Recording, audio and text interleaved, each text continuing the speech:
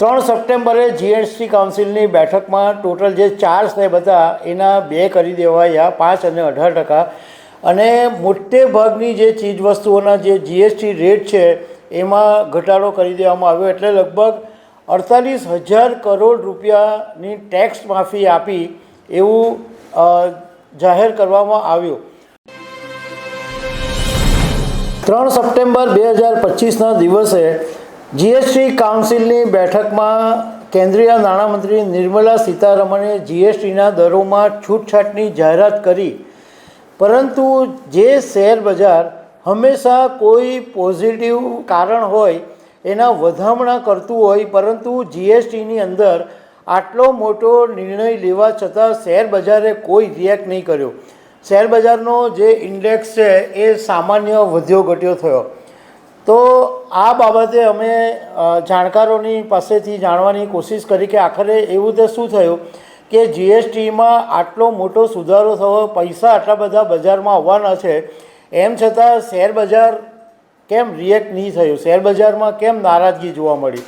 તો જે નિષ્ણાતોએ વાત કરી છે એ હું તમારી સાથે શેર કરીશ. મારું નામ રાજેશ શાહ છે અને તમે જોઈ રહ્યા છો ગુજરાતના સૌથી મોટા ડિજિટલ ન્યૂઝ પ્લેટફોર્મ ખબરછે.com. 3 સપ્ટેમ્બરે જીએસટી કાઉન્સિલની બેઠકમાં ટોટલ જે 4 સ્લેબ હતા એના 2 કરી દેવાયા, 5 અને 18%, અને મોટે ભાગની જે ચીજવસ્તુઓના જે જીએસટી રેટ છે એમાં ઘટાડો કરી દેવામાં આવ્યો. એટલે લગભગ 48,000 કરોડ રૂપિયાની ટેક્સ માફી આપી એવું જાહેર કરવામાં આવ્યું. તો સવાલ એ ઊભો થાય કે આ તો દેશ માટે એક સૌથી મોટો નિર્ણય હતો, કારણ કે 48,000 કરોડ રૂપિયાનો ઘટાડો થાય તો એ રૂપિયા લોકોને વસ્તુ સસ્તી મળે અને બજારમાં રૂપિયા ફરતા થાય તો બજારમાં પણ તેજી આવે. અને આ એક કારણ એવું છે કે જે અર્થતંત્રને વેગ આપે એવું છે. આમ છતાં પણ શેર બજારની અંદર કોઈ રિએક્શન નહીં જોવા મળ્યું. 4મી અને 5મી તારીખે શેર બજારની અંદર સામાન્ય વધઘટ થઈ. 3 તારીખના બંધની સામે જો 5 તારીખનો બંધ જોઈએ તો ખાલી 200 પોઈન્ટનો વધારો થયો છે. 6 શનિ અને રવિની તો રજા આવી ગઈ. તો જાણકારોનું કહેવું એમ છે, ખાસ કરીને અમે સુરતના south Gujarat shares and share broker એસોસિએશનના ચેરમેન અયુબભાઈ યાકુબ અલી સાથે વાત કરી તો એમણે એમ કીધું કે શેર બજારે રિએક્ટ એટલા માટે નહીં કર્યું કે એવા સમયે સરકારે નિર્ણય લીધો કે જ્યારે શેર બજારની અંદર ઘણા બધા નેગેટિવ ફેક્ટરો એકસાથે કામ કરી રહ્યા છે. એટલે આ એક મોટો નિર્ણય હોવા છતાં બજારની અંદર એનું ધોવાણ થઈ ગયું. કારણ કે બજારની અંદર અત્યારે સૌથી મોટું કોઈ જો નેગેટિવ ફેક્ટર હોય તો એ ટ્રમ્પનો ઇસ્યુ છે. કારણ કે અમેરિકાના રાષ્ટ્રપતિ ડોનાલ્ડ ટ્રમ્પનો જે નિર્ણય છે એ ભારત માટે હજુ પણ લટકતી તલવાર છે.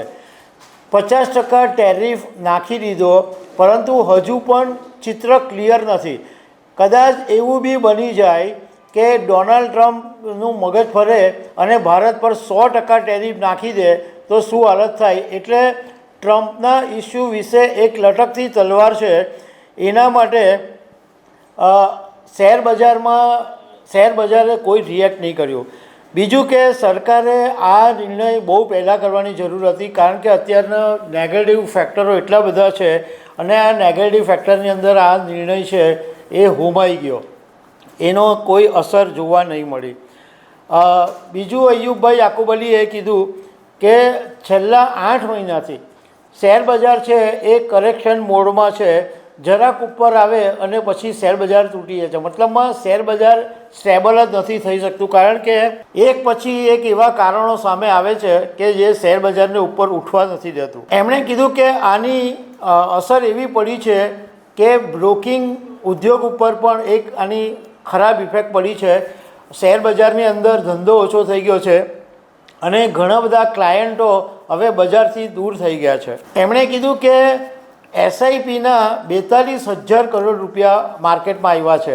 એટલે રોજના 2,000 કરોડ રૂપિયા બજારમાં આવવા છતાં જો બજાર ટકતું નથી તો એ બહુ જ ગંભીર બાબત છે. એમની એવી અપેક્ષા છે કે ઓક્ટોબર પહેલાં બજારમાં કોઈ મોટો સુધારો આવે એવી શક્યતા દેખાતી નથી.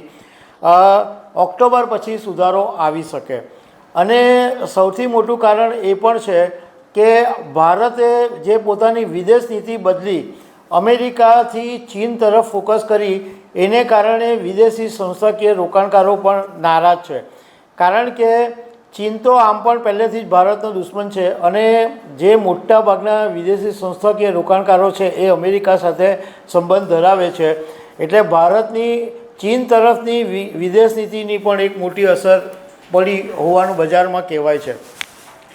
બીજા એક ગીતાંજલિ ફાઇનાન્સના ગૌરાંગ શાહનું કહેવું એમ છે કે જીએસટીનો નિર્ણય લેવાયો, પરંતુ એનો અમલ 22 સપ્ટેમ્બર 2025થી થવાનો છે, એટલે ચાલુ ત્રિમાસિક ગાળામાં એની અસર નહીં દેખાય. એટલે કંપનીના જે પરિણામો આવશે એની પર પણ આ ચાલુ ત્રિમાસિક ગાળામાં અસર નથી દેખાવાની.